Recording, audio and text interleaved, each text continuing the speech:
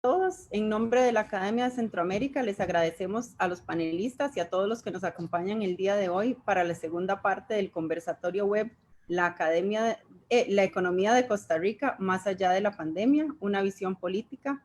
En días pasados habíamos tenido una primera parte de este evento y resultó muy interesante. El día de hoy realizaremos una segunda parte para ampliar y profundizar en el tema.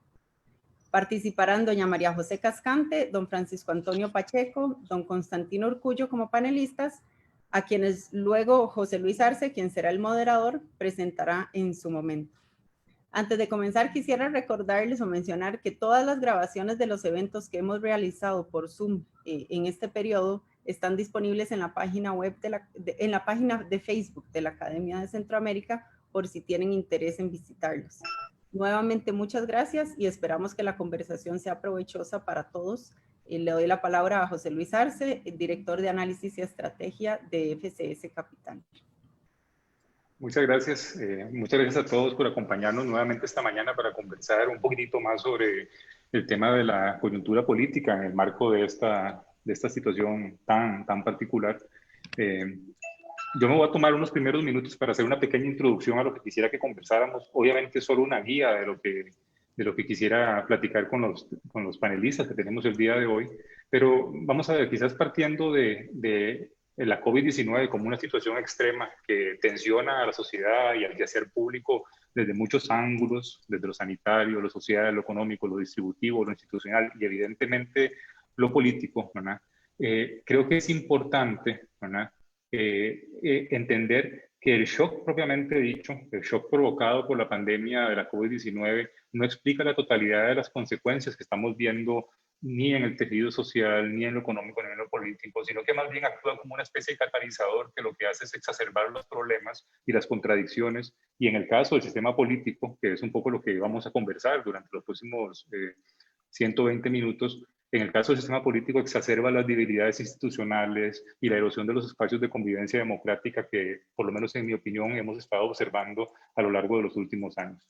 Hoy justamente la idea de esta conversación es profundizar en el análisis de la forma en que este sistema político tensionado al extremo, otra vez por la COVID-19, puede avanzar en la búsqueda de espacios de diálogo, de acuerdo y sobre todo de toma de decisiones con el objetivo de satisfacer demandas que sean legítimas para los habitantes. Si lo planteamos de esa forma, digamos, tan simple al final, y aquí voy a atreverme a entrar en el área de los expertos que tenemos el día de hoy, de lo que vamos a hablar es de una conversación sobre gobernabilidad, ¿no? En un contexto de una crisis sin precedentes que ha desnudado brutalmente muchos de nuestros problemas y además también ha desnudado los mitos que hemos construido durante muchas décadas para obviarlos o para sentirnos un poco más tranquilos como sociedad. Entonces, al final a lo que aspiramos un poco en estos minutos es en una conversación sobre la forma, en primer lugar, en que se comporta una cada vez más compleja y volátil opinión pública y cómo los actores políticos, los grupos de interés la interpretan a la hora de formular sus estrategias, de forma que, por ejemplo, en las redes sociales se conducen las opiniones, ¿verdad? Y se toman y se traducen en estrategias políticas en cierta forma como si se tratara de un programa de televisión, como si se tratara de un reality show, en donde el guión cambia cada minuto de acuerdo con los vaivenes del rating y las estrategias políticas se construyen muchas veces sobre mensajes vacíos, muchas veces peligrosos para la convivencia social.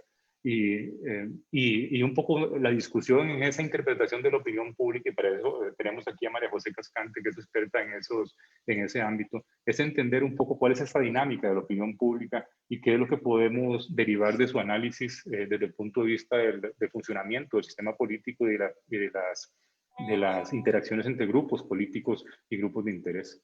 Se trata también de una conversación sobre la forma en que el sistema político requiere reformas, ¿verdad? Y voluntad para lidiar con el aumento en la complejidad de las decisiones que debe responder, ¿no? Y además con la multiplicidad de actores, especialmente con el objetivo de buscar espacios efectivos de diálogo y acuerdo para lograr tomar decisiones. La ausencia de decisión, por ejemplo, en particular en el caso de Costa Rica, no es simplemente estancamiento, ¿verdad? Es en medio, por ejemplo, de un sistema que ha propiciado captura de rentas y de políticas públicas en los últimos 30 años, un factor que no solo estanca el desarrollo económico, sino que genera inequidad y que es probablemente el principal lastre para la convivencia democrática de los últimos años y que va más allá de temas profanos, por ejemplo, como los presupuestarios, que va, por ejemplo, de temas que tienen que ver con reformas que son de más calado y que hemos en alguna medida dejado de lado en medio de este debilitamiento de lo político y de la forma en cómo conducimos nuestras discusiones públicas. Y se trata, obviamente, al final también, por el interés de la academia en los temas de economía y también en los temas de libertad, una discusión sobre lo económico, ¿no? Sobre la urgencia de reencarrilar las finanzas gubernamentales en una senda de estabilidad, ¿no? Al mismo tiempo que se logran hacer reformas, ¿no? Que hemos pospuesto y que hemos dejado en el tintero durante mucho tiempo y que cada vez se vuelven más evidentes, especialmente en coyunturas como estas. Esos son un poco los temas con los que quisiera conversar hoy con los participantes. Tenemos a doña María José Cascante, que es subdirectora del CIEP, ¿verdad? Y además profesora de la Universidad de Costa Rica, cientista política. Tenemos a don Constantino Urcullo, que es politólogo, también profesor universitario, catedrático de la Universidad de Costa Rica. Y contamos también con nosotros hoy a don Francisco Antonio Pacheco, un abogado, filósofo, además diputado y presidente de la Asamblea Legislativa en varios periodos recientemente, con los que queremos conversar justamente sobre estos temas en un espacio de libertad, de amplitud, para lo cual cada uno de ustedes va a tener inicialmente una participación de 20 minutos para plantear sus posiciones iniciales. Lo vamos a hacer en el orden alfabético del apellido. Primero doña María José Cascante, posteriormente don Francisco Pacheco y finalmente don Constantino Urcullo. Y luego tendremos una segunda ronda de réplicas y comentarios de 10 minutos en el mismo orden después de pasar esta primera etapa. Siéntanse en libertad también de opinar y participar. Y esperamos también que los participantes al final de esta sesión formulen preguntas y que puedan contribuir a esta discusión. Así que muchísimas gracias y le cedo la palabra a María José Cascante. Muy buenos días. Y antes de iniciar, quiero agradecer por la invitación para participar en este panel y saludar a mis compañeros de mesa. Voy a tratar de responder a estas preguntas y provocaciones iniciales planteadas como investigadora del CIEP de la Universidad de Costa Rica y en base a 5 documentos principales. El libro que coordiné en 2019, Los límites de la democracia costarricense, perspectivas feministas de la elección 2018, 2 artículos de investigación que realicé, el primero en conjunto con Mónica Lara sobre el sistema de partidos costarricense y el segundo en conjunto con Eugenia Aguirre sobre política y el COVID. Ambos están en procesos de publicación. Y los informes de las encuestas del CIEP de abril y agosto del presente año, pero desde una perspectiva más analítica y menos basado como en los datos duros, que ya eso pues lo hemos discutido bastante en semanas previas desde el CIEP y que creo que puede aportar mucho más a un análisis más complejo de la situación que estamos viviendo. Lo primero que vale la pena señalar en este contexto es que hay una serie de cuestiones tanto sistémicas como coyunturales que determinan la manera en que el país ha respondido a la crisis provocada por el COVID-19 y por lo tanto a la manera en que la ciudadanía ha evaluado dichas acciones. En primer lugar, y antes de pasar a esta temática de la crisis del COVID-19, quiero referirme a que el contexto político actual costarricense, más allá del aumento del número efectivo de partidos, es un contexto de desafección e intolerancia política. Esto significa que se han debilitado las lealtades partidarias. Al entender desafección como distanciamiento en general de los ciudadanos con las instituciones políticas y la política en general, de acuerdo a lo que señalan Guntero, Montero y Torcal, y al que hay que sumar un desapego político, que se visualiza como la desconfianza en general hacia los políticos y la falta de involucramiento de los ciudadanos en ese proceso político. Estos fenómenos además han favorecido el surgimiento de nuevos partidos políticos, algunos con posiciones que podrían catalogarse como extremas. Dichos partidos han generado cambios en dimensiones fundamentales del sistema de partidos y han reconfigurado la competencia electoral tradicional bipartidista. El fenómeno anterior tuvo su manifestación más clara en la elección 2018, donde prevaleció el debate sobre temas culturales y morales, generando divisiones y polarización dentro del electorado y fortaleciendo posiciones conservadoras. Este debate está ceñido además en contra de los derechos sexuales reproductivos y de la diversidad sexual. La elección de 2018 fue el escenario de un electorado volátil, indeciso, polarizado, descontento y con poca simpatía con los partidos políticos. Indicadores que fueron medidos en detalle a través de un panel que realizamos en el CIEP. Pero tampoco podemos obviar las diferencias territoriales que dividen actualmente al país. Dichas diferencias se cristalizan a través de esos debates culturales, pero entierran las diferencias de fondo fundamentales con respecto a la desigualdad social. Sobre esto se ha discutido mucho, tanto desde la academia como desde los sectores políticos. Sin embargo, por mucho tiempo también tuvo un tinte de nostalgia en esos análisis. Esa falta de realidad política ha limitado la necesidad de hacer cambios necesarios para un sistema político que funcione adecuadamente frente a este nuevo contexto. Es decir, este panorama general se encuentra aunado a la estabilidad en las reglas del juego electoral. Han cambiado los actores, hay unos nuevos, otros no tanto, y ha cambiado la forma en cómo juegan, pero tienen esencialmente las mismas reglas. A pesar de ese cambio, también se mantiene el apoyo de la ciudadanía a la democracia sobre cualquier otro régimen político. Este tipo de mediciones no son poca cosa, ya que responden al grado de respaldo que la democracia tiene sobre las formas políticas más autoritarias, que además son comunes en América Latina, incluso en países con democracias maduras, como sucedió en Venezuela. Y aunque el apoyo a la democracia se mantiene alto, los datos de tolerancia política en Costa Rica, con base en el Barómetro de las Américas, han registrado un fuerte descenso, al pasar de un 50% en 2010 a un 17% en 2016. Esto es algo que en conjunto con Mónica Lara analizamos como un riesgo actual para la democracia costarricense. Observamos dos posibles rumbos. Por un lado, el deterioro en las dimensiones mencionadas y en la institucionalización del sistema, y por otro, un sostenido apoyo al sistema político, pero con cada vez mayor intolerancia política. Siguiendo la clasificación de Alfaro, Seligson y Seixmeister, podemos estar a las puertas de una estabilidad autoritaria, en el caso de que la intolerancia política siga en aumento o del surgimiento de un líder populista capaz de captar las demandas de cambio. Parece ser que la polarización, la incertidumbre política y electoral serán constantes en el contexto político actual costarricense. Es fundamental no perder de vista este contexto general antes de pasar a mi segundo punto, en el que quiero señalar algunos aspectos de la respuesta gubernamental y legislativa a la crisis provocada por el COVID-19. Costa Rica es un país pequeño, unitario, centralizado, con una estructura gubernamental pública fuerte e instituciones legado del estado de bienestar que le permitió de manera inicial una respuesta extraordinaria a la crisis sanitaria ocasionada por el COVID-19, sin necesidad de un control estatal de mano dura, como sucedió en otros países de América Latina. No solo se logró el aplanamiento inicial de la curva, sino que se mantuvo una comunicación abierta y constante con los medios de comunicación y la población en general. Se propusieron medidas de apoyo a las personas que perdieron su trabajo o cuyas jornadas fueron reducidas. El Poder Legislativo también respondió adecuadamente, aprobando las reformas necesarias para ayudas sociales y medidas temporales para aliviar a distintos sectores de la población de las consecuencias iniciales de los cierres. No obstante, el problema se agudiza después de meses en el encierro, generando niveles de incertidumbre sobre la salud de la población, la economía, la sostenibilidad del Estado y la estabilidad social en general, sobre las posibles consecuencias que tendrá lo sucedido y lo que está todavía por suceder. Las contradicciones internas del país imposibilitan que esta respuesta inicial se mantuviera a largo plazo. Y aquí confluyen muchos factores, pero principalmente tenemos el aumento de la desigualdad, el desempleo, la informalidad y la indigencia, el exceso de la demanda del Estado y su menor capacidad recaudativa.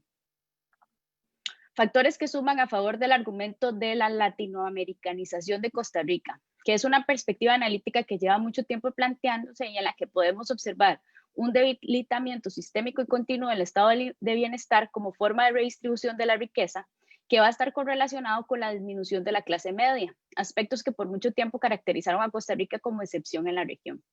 Pero también un poder político que responde en mayor medida a las clases altas y que se torna en contra del aparato institucional del Estado, directamente en contra de los empleados públicos. No podemos olvidar tampoco que todo este contexto afecta en mayor medida a las mujeres, especialmente a aquellas pobres y en situaciones de precariedad. En estas aguas revueltas volvemos a ver cómo los cambios en el sistema político y de partidos hacen más complicado llegar a acuerdos país. Parece haberse caído en una suerte de círculo vicioso en que solamente se logran o plantean acuerdos mínimos, cuando esto es posible. Además, dichos acuerdos se dan entre las élites y clases políticas, económicas y sociales.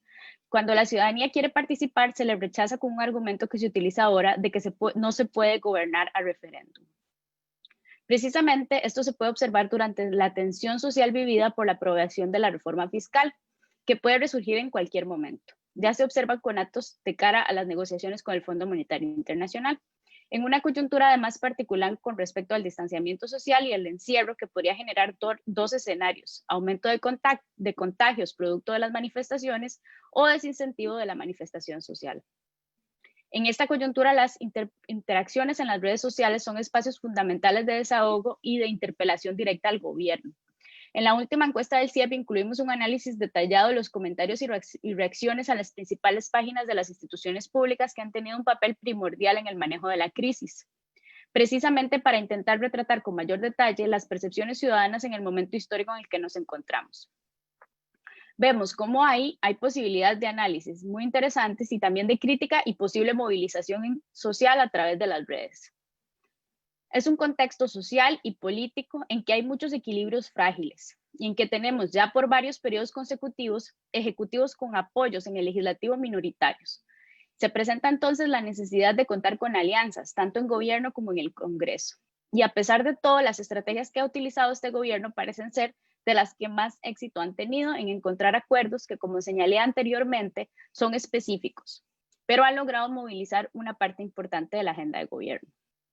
La oposición en ese sentido se ha mostrado responsable y ha aceptado la ruta planteada por el gobierno. Esto claramente no ha estado exento de críticas, pero sí se han logrado acuerdos. Ahora bien, eso no implica tampoco que haya este acuerdo país más amplio. Este contexto inédito ha tenido consecuencias en el registro que hemos hecho en el CIEP sobre los cambios en la aprobación gubernamental y presidencial. Uno de los aspectos más interesantes que vale la pena explorar es que en abril se observó cómo el manejo político de la pandemia producto del COVID-19 tuvo un efecto positivo en el crecimiento de la aprobación presidencial y de las instituciones públicas, especialmente aquellas que estuvieron directamente involucradas en el manejo de las medidas sanitarias.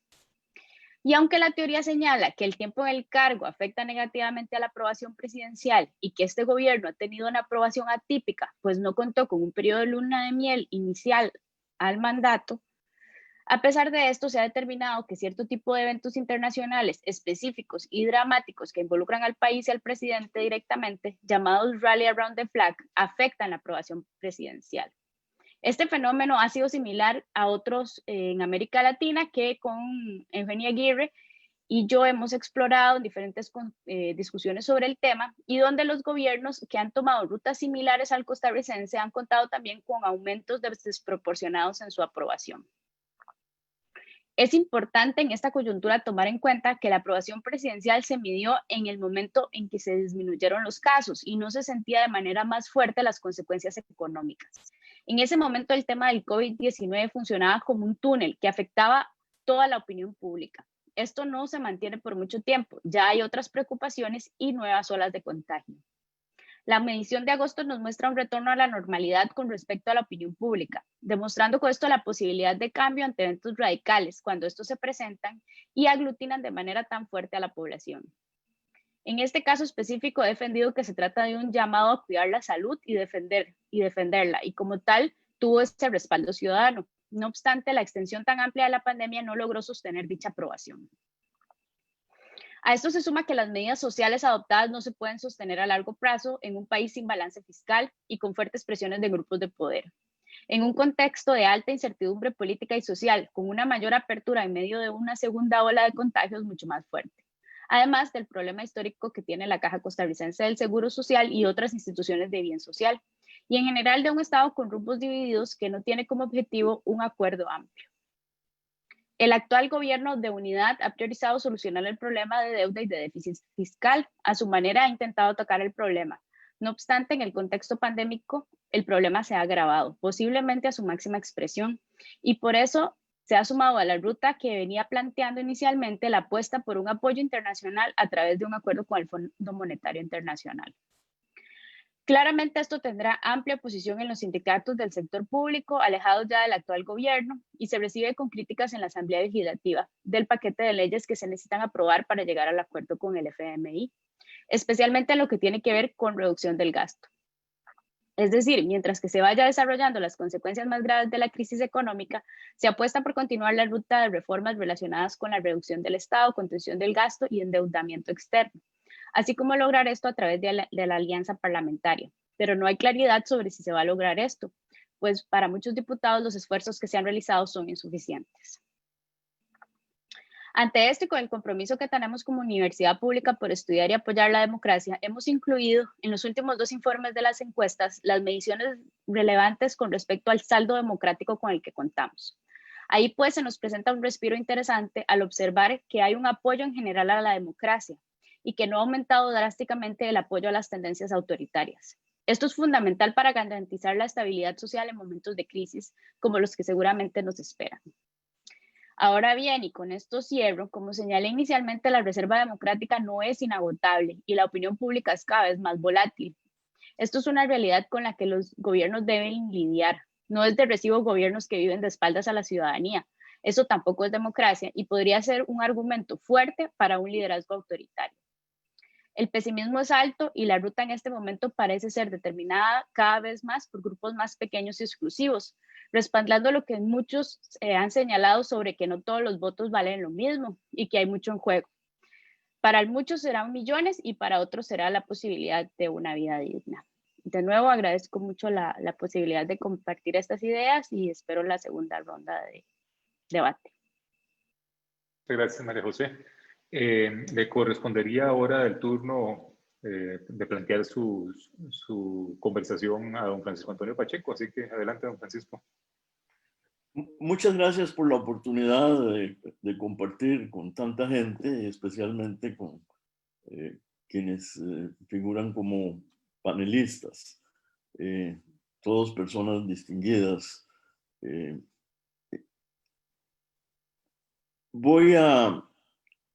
Tal vez voy a parecer un poco dramático en el arranque, pero yo creo que aquí hay un asunto que está en juego y es el futuro de la democracia costarricense.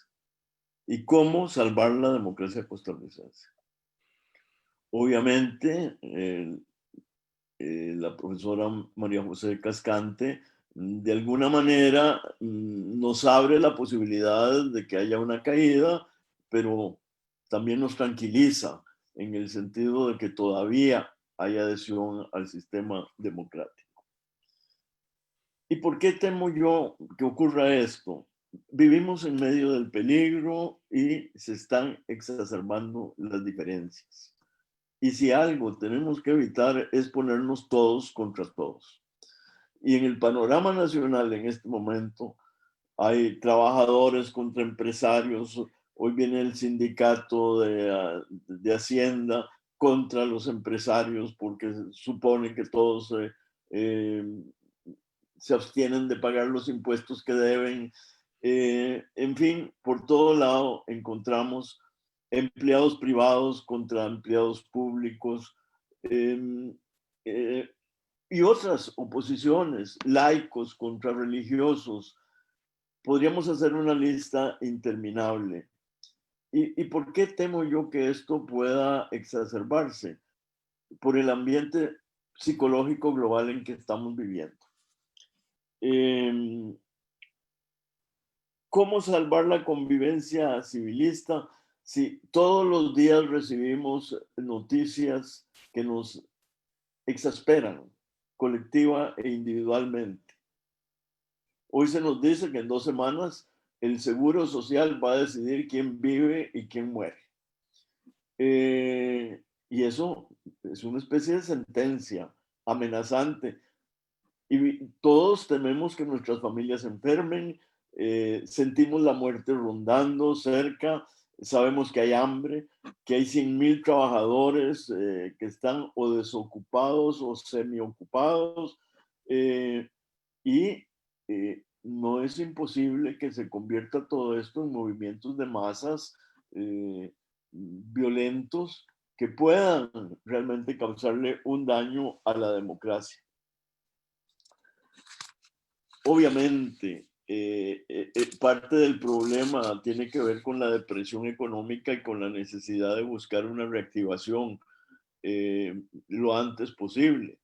Pero debemos entender que los problemas que estamos manejando no son fáciles de solucionar y que además hay contradicción entre unos términos y otros. Hay contradicción entre salud y de desarrollo económico, por ejemplo. Me temo además que esto sirva como un medio que se use equivocadamente para intentar ganar elecciones. Pienso que los sectores políticos podrían aprovecharse de esta situación, en mi opinión, de manera equivocada para sacar beneficios electorales. No creo que deba dejarse mencionar el contexto internacional, porque resulta que en el contexto internacional están apareciendo grupos de derecha, supremacistas, y vemos problemas de autoritarismo en Turquía, en Polonia, en Hungría y en América Latina también. Y estas cosas son tan contagiosas como la pandemia. Y si hago estas advertencias es precisamente porque mantengo fe en lo positivo del pueblo de Costa Rica y creo que deberíamos reaccionar y prever los conflictos. Por ejemplo, yo creo que hay que decirle a la gente que hacemos mal en ponernos todos contra todos, en tratar de que el empresario entienda, aunque no comparta el punto de vista de ciertos trabajadores del Estado, que no los reduzca a unos vagabundos que no hacen nada y a los que yo mantengo. Y al revés, que estos entiendan que sin un desarrollo de la empresa, el país y sus ingresos se paralizan. El río revuelto, ganancia de pescadores. Yo quisiera además referirme a otros aspectos que constituyen como una especie de trasfondo que nos causa o nos hace prever dificultades. Yo creo que en Costa Rica el patriotismo ha descendido. Esa fe que supieron desarrollar tan hábilmente los liberales a final del siglo XIX y que nos pusieron a cantar himnos y a celebrar fechas patrióticas y a creer en Costa Rica, se ha ido desdibujando bastante. Y esa era una ancla que nos permitía sobrevivir. Hay un cierto folclorismo patriótico, pero no sé para cuánto dará. La gente, por otra parte, no se autocalifica para opinar. Montones de gente opina como si realmente tuvieran una preparación suficiente y hubieran estudiado los problemas y bueno, tienen el derecho a opinar, eso es sagrado, pero debía haber un poquito de contención. Alguien debería explicarle a la gente la complejidad de los problemas. Y esto tiene que ver con la educación que recibe la gente en Costa Rica. No le hemos venido enseñando a la gente que los problemas son complejos y difíciles de solucionar. Entonces se piensa que las soluciones son mágicas, que el gobierno simplemente es un egoísta que está acumulando dinero, que los empresarios están acumulando dinero egoístamente y que podrían soltar ese dinero y arreglarle el problema a todo el mundo. Obviamente, no estoy diciendo que no haya casos de corrupción, no estoy negando que en el sector privado también los hay, que no se pagan los tributos a veces, etc. Otra cosa que se suma y que ha hecho mucho daño, y estoy seguro de que Constantino Urkullu ha reflexionado mucho sobre eso, es el desprestigio indiscriminado de la política y de los políticos. Eso lo va a pagar caro el país. Ese deporte de suponer que todo político es vago, que todo político es corrupto, que todo político lo único que quiere es enriquecerse, eso se puede convertir en un boomerang que va a golpear a muchos de los que viven nutriéndose de esa versión de las cosas. Pero además hay que agregar otra cosa, el papel de las redes.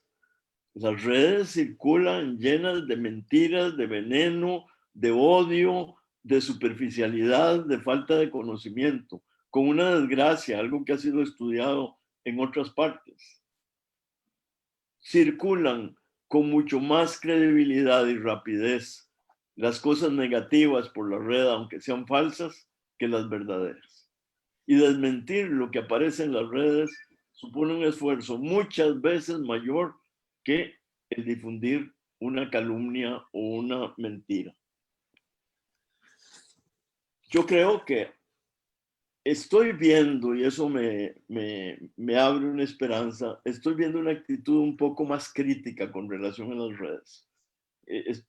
Aparecen comentarios, aparece gente, pero esto tiene que convertirse en una conciencia social amplia. Y aquí viene otro problema, y es que los políticos, muchos, viven viendo las redes y eso se hace determinante en su conducta. Es decir, los efectos que producen las redes sobre las decisiones políticas son enormes. Y muchos confunden la opinión pública con la opinión que aparece mayoritariamente en las redes. Yo creo que aquí hay un problema que desgraciadamente, como tantos otros de los que nos reventaron en la cara, es un problema que viene de atrás. Y es el poco nivel de la educación costarricense. Costa Rica tiene una educación de muy bajo nivel y uno se queda frío cuando ve que el proyecto estrella del actual gobierno, ¿cuál es? Quitar el bachillerato. Uno se da cuenta de que no se valora el esfuerzo y eso es fundamental para que un pueblo pueda ponerse en marcha. Enseñarle a la gente que las cosas cuestan, que hay que esforzarse por lograr metas, que no es fácil. Y además, esos defectos de la educación conducen a una situación paradójica. Yo recuerdo hace muchos años haber oído todavía a gente que decía que si todos van a ser bachilleres, ¿quién va a coger el café? Y había gente que se oponía a que se abrieran colegios. Hoy en día yo creo que los empresarios tienen un punto de vista mucho más desarrollado y moderno y saben que sin recursos humanos altamente calificados, las empresas no van a poder cumplir objetivos fundamentales para su propio desarrollo. Y nos vamos a encontrar con la paradoja de que vamos a tener una gran cantidad de gente que no recibió una formación adecuada y una cantidad de puestos libres de recursos humanos no disponibles en los que va a necesitar la empresa. Y el desastre que estamos viviendo es de una magnitud, es una verdadera pandemia. En el 18 se perdió el curso lectivo, es decir, la inmensa mayoría de los estudiantes. En el 19 no se logró reponer el déficit. Y en el 20 hay un abandono total de la educación o casi total, que ahora con algunos remiendos se está tratando de salvar. Por otra parte, las ambiciones de la gente no conocen límites. Yo siempre hablo de lo que llamo el teorema de las necesidades crecientes. Y es que cada vez que se resuelve un problema, surgen dos nuevos problemas. Y las ambiciones de la gente no parecen conocer límites. Esto me preocupa y voy a contar muy brevemente una anécdota. Una vez oí a don Jorge Manuel Dengo en la primera administración de Oscar Arias decir: o Costa Rica logra responder razonablemente bien a las aspiraciones de la gente, o el sistema democrático se va a ver altamente lesionado. Y yo creo que, en fin, no quisiera extenderme demasiado, pero hay otro problema fundamental y es que la eficacia es esencial para el desarrollo nacional. Y el costarricense siente que las instituciones no son eficaces. Y eso me parece a mí que es decisivo. Por otra parte, hay un liderazgo empobrecido. Ni digo cómo se ha devaluado la presidencia de la República. Un presidente al que le caen con policías, magistrados y la fiscala y le decomisan los teléfonos, ignorando su condición de jefe del Estado, realmente lo están debilitando. Y eso lo vamos a pagar también, porque se necesita no una república imperial como tuvimos miedo en otras oportunidades, sino una república donde haya algún principio de autoridad. No quisiera terminar sin dos cosas, sin tratar un par de cosas. Una es que la democracia representativa es un gran invento.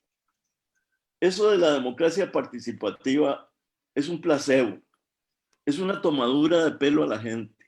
Y si no, véanlo con el tal diálogo nacional. ¿Cómo se van a incorporar las opiniones de todo el mundo? Y además son opiniones contradictorias, muchas superficiales. Hay que privilegiar las opiniones de los expertos. Hay que privilegiar las opiniones de quienes tienen experiencia. Y en Costa Rica, que es muy pequeño, todos sabemos quién tiene experiencia. Y el gobierno debería recurrir a esas personas. Y la Asamblea Legislativa también. Pero hay a veces en los diputados, a mí nadie me va a enseñar nada porque yo lo sé todo. Si no se da esa apertura, que es una participación razonable, yo me temo que los caminos que se adopten no sean los mejores. Se habla mucho de la Moncloa y del pacto en España, pero fue un pacto entre fuerzas políticas, que representaban algo. No era que se llamaba a cualquiera.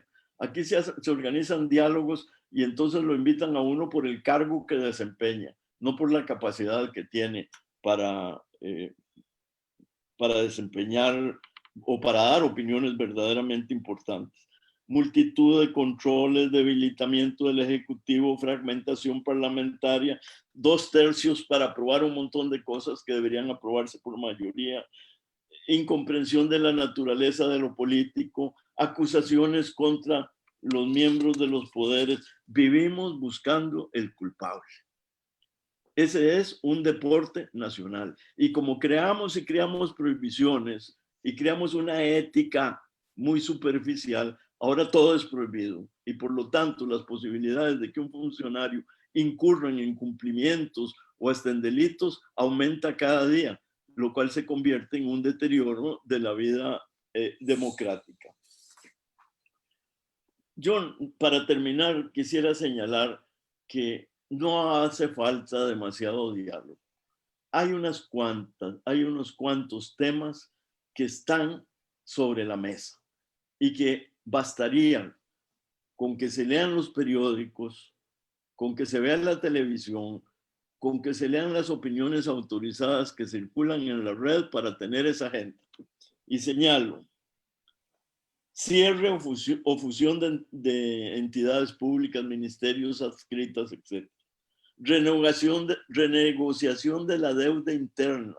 ¿Hasta qué punto es posible sin poner en peligro los sistemas de pensiones? Hay un margen, eso debería estudiarse a fondo. Revisión de las exoneraciones y eliminación. Valoración y posible modificación de las transferencias que hace el Estado. Replanteamiento del proyecto de ley de empleado público, dándole garra. Fondo de avales. Los recursos que el banco, 700.000 millones de colones que puso el Banco Central a disposición de la banca para préstamos para las empresas y para la gente, que no están funcionando. ¿Por qué? Porque se están aplicando las normas tradicionales y esto es excepcional y eso está ahí sobre la mesa y debería corregirse. Luego, el sistema de compras públicas y algo muy importante, el proyecto de Hacienda Digital, que por cierto llegan noticias alarmantes en el sentido de que parece que la Contraloría descubrió que realmente hay evasión fiscal importante. Bueno, pues hay que buscarle remedios. Y finalmente, hay que buscar la forma de reactivar la economía. Y aquí me detengo porque ya he cumplido el plazo que se me dio y creo que podría hacer otras observaciones más adelante. Muchas gracias, don Francisco Antonio. Le cedemos ahora la palabra a Constantino para hacer su primera participación. Adelante, Tino. Voy a compartir una pantalla. Ya estás autorizado para hacerlo. Sí, sí. Vámonos. Un momentito. Ok. ¿La ven bien, José Luis? Tal vez hay que ponerla en presentación. Sí, sí, a eso voy. Okay. Pero ya estás viendo eso, sí, ¿verdad? Ya veo ya estamos viendo exacto, ahí. Ahí estamos, ¿verdad? Ahora sí, listo. Bueno, yo comparto con mis compañeros y con mi compañera los análisis. Debo decir esto, primero darle las gracias a la Academia de Centroamérica, a José Luis, a Gloriana y particularmente a una persona que no está aquí con nosotros en visionada, pero que debe estar en la casa escuchándonos, y que es don Eduardo Lizano, uno de los pocos estadistas, de los poquísimos estadistas que quedan y que conoce este tema a profundidad. Me alegra mucho que esté aquí también mi colega María José, una nueva generación que analiza con brillantez la coyuntura y las estructuras políticas, y sobre todo también me alegra que esté aquí con nosotros don Francisco Antonio Pacheco, amigo y también uno de los poquísimos estadistas que quedan en este país y una de cuyas voces debería ser escuchada y atendida con mucho mayor interés por parte de todos los costarricenses. Bien, ¿de qué hablaré y de qué no hablaré hoy? No hablaré sobre las medidas económicas ideales. Los economistas hablan todos los días de eso.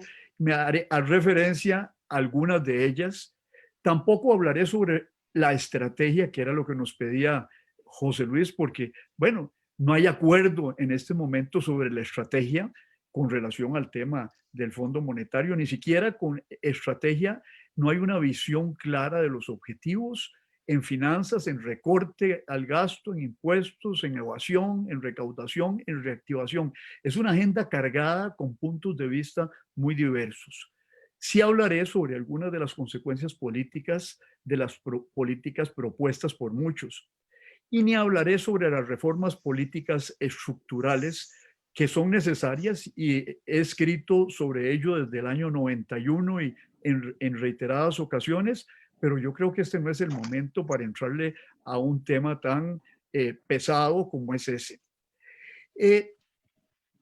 Al abordar el tema económico, me basaré básicamente en una visión de Paul Krugman, que el Premio Nobel de la Paz, quien dice, Krugman dice que tras los números y los modelos se esconden historias, narrativas, cuentos. La economía no son solo los números, sino es ante todo, dice que la economía, la teoría económica, nos señala Krugman, dice que tiene necesidad de la rigurosidad y la lógica, pero que al final toda la economía y las ecuaciones complejas se reducen a historias, a narrativas que son traducidas al lenguaje de las matemáticas, porque se simplifica y se hace más entendible el mundo de la producción y del consumo en ese lenguaje que en el lenguaje de las narrativas comunes. Después, Creo que a enfrentar esto hay que partir de una definición de la situación que vivimos. El problema es un problema multidimensional.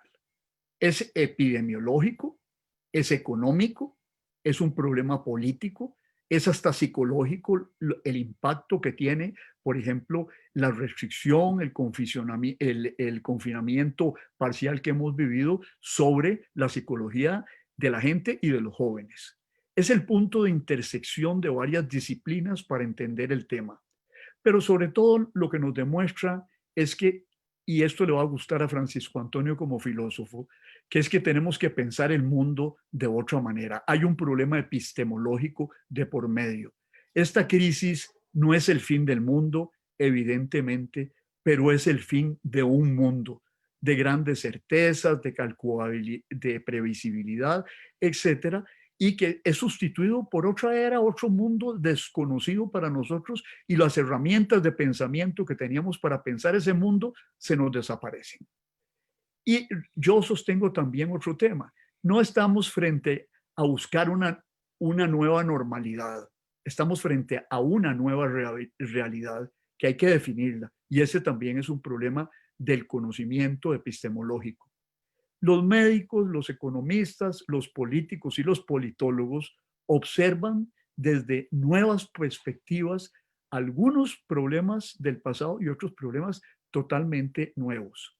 Se trata, cada uno de los especialistas trata de proteger cosas diferentes. Los médicos, la salud; los políticos, sus decisiones; los economistas, la economía. No hay salud sin economía y no hay economía sin salud. Y el grave reto que tenemos es cómo integramos las perspectivas diferentes de todos los observadores. Es una combinación, una mezcla de conocimiento científico más oportunidad política de las decisiones. Hay una pluralidad de saberes que están metidos en esta comprensión de la coyuntura inédita que vivimos, que se caracteriza por una incertidumbre. Estamos jugando a la apuesta frente a una situación totalmente desconocida. A veces hay que apostar, y los médicos realmente frente a esto a veces juegan a la apuesta, porque no hay nada conocido para enfrentar un virus desconocido, no hay tratamiento, no hay vacuna. ¿Qué le hacemos? Dexametasona, ¿verdad? Utilizan algunos. Plasma convaleciente. ¿Ah? ¿Qué hubiéramos dicho de eso hace un tiempo?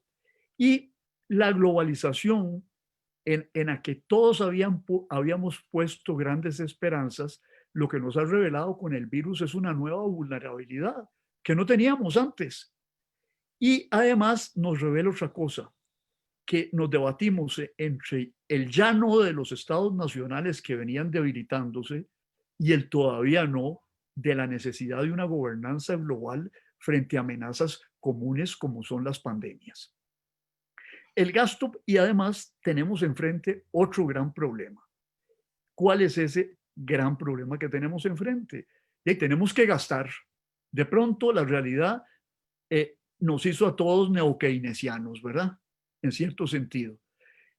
Pero lo tremendo y dramático para el mundo, los 3 trillones de dólares del Congreso norteamericano y la platica que andamos buscando nosotros, es que en el caso nuestro no hay recursos para ese gasto y los tenemos que ir a buscar afuera en el endeudamiento, que es impostergable. Perdón. Paso adelante. Necesitamos de saberes expertos, que es lo que planteaba antes Francisco Antonio, pero en una era de teorías de la conspiración, donde resulta que el hipoclorito de sodio es en contra de todo el criterio del Colegio de Médicos, es promovido por algunos señores por ahí que andan en programas de radio y televisión y que no tienen expertise sobre eso, para poner un ejemplo. Necesitamos a las instituciones. Una pandemia no se combate desde el mercado, se combate desde las instituciones de la salud pública. Pero ¿qué es lo dramático de esto? Que las instituciones han perdido la confianza. Y ahí yo creo que a la confianza general de la democracia, que es lo que en politología se llama el apoyo difuso a la democracia, hay que ajuntarle el apoyo específico. Las instituciones, el apoyo a las instituciones de la democracia ha caído. Lo que Francisco Antonio señalaba sobre el tema de la presidencia de la República, realmente, y la pérdida de prestigio de todas las instituciones políticas, el Parlamento, en todas las encuestas sale abajo, los partidos políticos salen abajo. ¿Con cuáles instituciones vamos a enfrentar una situación inédita? No lo sabemos.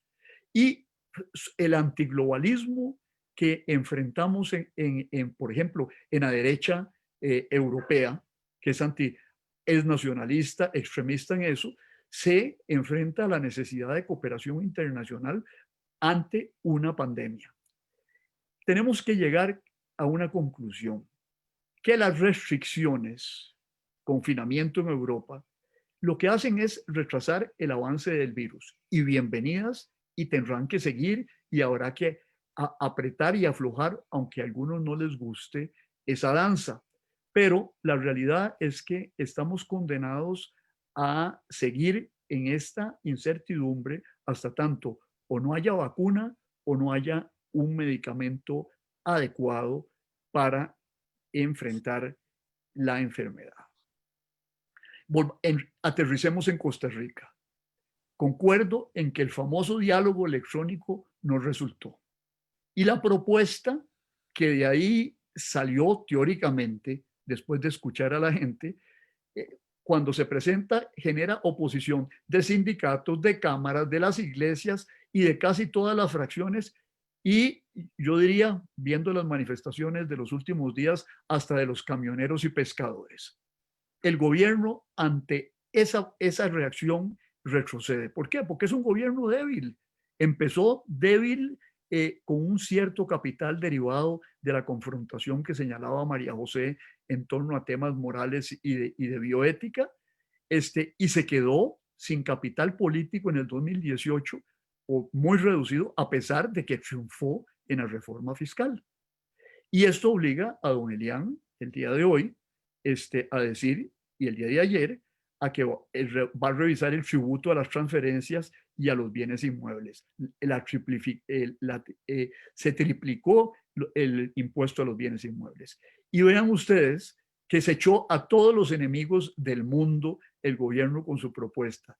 Los exministros, el exministro de Hacienda, a la cúpula del PUSC, al presidente de la Asamblea Legislativa y hasta a la Asociación de Defensa del Consumidor, y la Extra le pone la cereza al pastel diciendo que grabar las transacciones es cultivo para el narcotráfico. De ahí no había más que retroceder.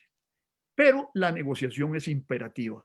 Yo he sostenido esto con mucho énfasis a lo largo de mis presentaciones y de mis escritos, y me respalda en esto el nuevo presidente de la Unión de Cámaras, que es un tipo inteligente, José Álvaro Jenkins, y que concluye en la necesidad de la negociación y dice, eventualmente hay que hablar con cooperativas, con asociaciones solidaristas e incluso con el sector sindical. Veas el cambio de dirección. El anterior jerarca de la UCAEP era un hombre de confrontación. Este es un hombre que es un empresario grande, y es un hombre joven e inteligente, y concluye con una frase extraordinaria. Dice, creo que esto es algo de país y como país tenemos que resolverlo.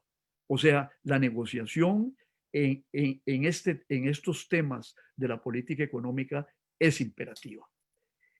Y es una negociación de doble vía, con los partidos, con otras instituciones políticas, con actores de la sociedad civil y con un tema para mí crucial, el cual señalaba Francisco Antonio.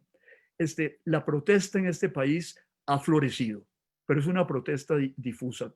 Algunos que tuvieron un rol articulador en el pasado tratan de enmarcarla, pero en este momento ustedes ven que todos los días alguien protesta frente a la Casa Presidencial. Es una protesta difusa, peligrosa, peligrosa. Y la historia de las pandemias a lo largo de la historia de la humanidad revela como siempre hubo detrás de cada pandemia protestas difusas. Y el otro día leí un artículo interesante de 1600 sobre la protesta de la pandemia de la peste bubónica en Inglaterra en su momento. Y ahí hubo también protestas difusas, rebelión, y se creó en Europa la policía. La policía se creó ¿para qué? Para vigilar que la gente no robara en los incendios y mantener a la gente en las casas, porque lo que existían eran condottieri, ¿verdad? Don Francisco, que vivió en Italia. Los partidos y las reformas. Yo comparto el punto de vista de que deberían de tener visión de largo plazo y más allá de sus intereses particulares, pero desgraciadamente, a pesar de que don Rodrigo Arias, que pongo su foto ahí, ha llamado a la responsabilidad, yo tengo la impresión muy pesimista, tal vez para algunos muy cínicos, muy cínica, pero que la responsabilidad no gana elecciones y que los políticos van a seguir jugando a la fiesta electorera. El impulso para lograr el apoyo partidario debería hacerles ver a los políticos que no deberían prestarse a recibir herencias con huecos, como le pasó a este gobierno, de que lo mejor que le puede pasar a un partido que gane las elecciones próximas es que no tenga herencia con hueco y que tenga una situación fiscal, económica y social sana. Pero yo soy muy, muy, muy, muy pesimista al respecto. Ahora, ¿cuáles son las reformas? Y aquí hay una discusión grande y me voy a extender un poquitín, José Luis. Creo que son necesarias reformas del aparato estatal, pero no son exclusivamente de naturaleza fiscal. La discusión es entre el Estado grande y pequeño, no viene al caso. Lo que necesitamos es un Estado inteligente y le agrego algo que decía Francisco Antonio, eficaz. Y entender que el Estado no es solo burocracia, son los actores y fuerzas sociales que dirigen la acción de las instituciones. Es lo que en ciencia política llamamos agencia, o es lo que dice Paul Krugman, que detrás de los números y de las finanzas públicas se esconden personas, actores. Hay que tener una visión clara del destino final y de los objetivos de la reforma y enfrentar esa estrategia no con doctrina o ideologismo, sino con la visión del líder chino fallecido Deng Xiaoping.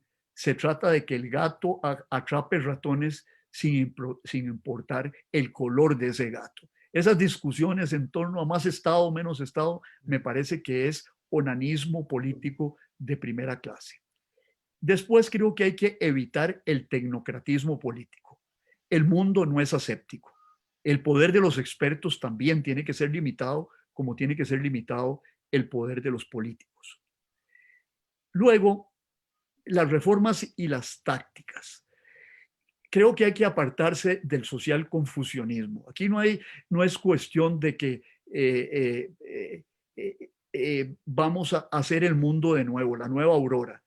Hay que dejar de lado la preocupación exaltada por los más vulnerables. Esa exaltada no es la ruta segura, lleva al populismo y a la acción errática. Hay que dejar la mentalidad de Guerra Fría. Ahí los diputados y dirigentes de cámaras, diferentes dirigentes y dirigentes de cámaras acusan al gobierno de comunismo. Y hay que evitar ese anticomunismo infantil, también el izquierdismo infantil que cree posible construir la sociedad de nuevo. Hay que evitar maximalismo y minimalismo. El maximalismo de los que ya quieren toda la reforma de una sola vez, y los que se contentan con reformitas chiquiticas. El maximalismo lleva, y lo he visto a lo largo de mi vida política, a que muchas reformas importantes fracasaran y tuvieran que esperar muchos años. Y el minimalismo lleva a la parálisis y a no hacer nada. Hay que evitar el negacionismo y el inmovilismo que se niega a reconocer los problemas del estado de bienestar. El estado de bienestar tiene que ser reformado. Eso es inevitable. Después hay que asumir una cuestión positiva. La pandemia es un game un game changer. Cambian todas las reglas, se redefine el terreno. No podemos seguir enfrentando la situación de hoy con la mente que teníamos cuando enfrentamos la reforma fiscal del 2018 o cuando enfrentamos los problemas del pasado. Y hay que reconocer que la reforma fiscal generó desgaste político para un gobierno débil y que este desgaste del gobierno no es reconocido por algunos de sus aliados actuales que siguen estacionados en el triunfalismo que generó el éxito de la reforma fiscal del 2018. Los actores. Creo que hay que dejar de lado el corporativismo de algunos sectores empresariales que buscan brincarse a los partidos y fijar ellos el rumbo concreto de la acción estatal. El problema que analizó magistralmente María José de la fragmentación y su fragmentación partidaria y lo que yo he llamado la dispersión y el multipartidismo centrífugo, hay que enfrentarlos. Los partidos hoy están sin visión macro, reducidos al electoralismo. La mediatización extrema del proceso político, creo que Francisco Antonio le entró a fondo a ese problema, pero desgraciadamente con todas sus disfunciones, las redes están ahí para quedarse y creo que tendremos que aprender a manejar esa realidad. Es necesario el diálogo social. Yo insisto en eso y es la tesis también del nuevo presidente de la UCAEP, pero no como una escucha pasiva, como el diálogo es electrónico, sino como un proceso que identifique acuerdos y desacuerdos identificados, ¿ah? No tomando decisiones para pasar luego a la negociación. Me queda poco ya. Y los acuerdos necesarios no pueden derivarse de un difuso concepto de contrato social. Cuando yo veo esa palabra, digo yo, ¿quiénes son las partes? ¿Quién es el notario? ¿Cuáles son los mecanismos de seguimiento? Y yo me decanto más bien antes que por la unanimidad, por la construcción de mayorías y por el gradualismo. El gobierno seguirá siendo un gobierno débil y la pandemia va a acelerar todos los problemas que traíamos de atrás y hay una movilización social creciente que efectivamente puede dar al traste con la democracia costarricense. Perdón, ya casi concluyo. Francisco Antonio insistía en que hay una falsa contradicción entre sector público y sector privado, una bipolaridad innecesaria y peligrosa en tiempos de pandemia. Contra el virus se necesita la mano invisible, pero para reactivar la economía se necesita el mercado. Pero todo esto hay que pensarlo desde la viabilidad política y la credibilidad.